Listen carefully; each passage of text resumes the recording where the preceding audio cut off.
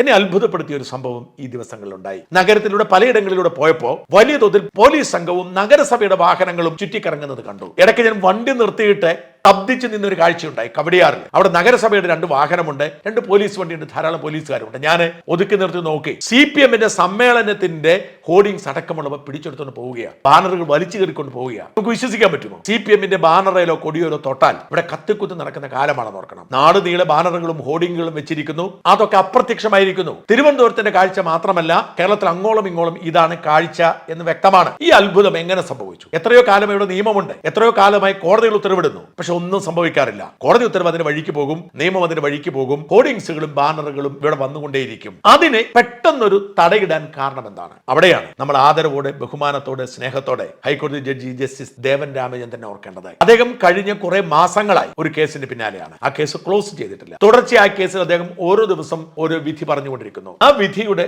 ഭാഗമായി അദ്ദേഹം കർശനമായി ഉത്തരവിട്ടു, ഹോർഡിങ്സുകളെല്ലാം 18-ാം തീയതിക്ക് മുമ്പ് നീക്കം ചെയ്യണമെന്ന്. പക്ഷെ ആരും ഗവനിച്ചില്ല.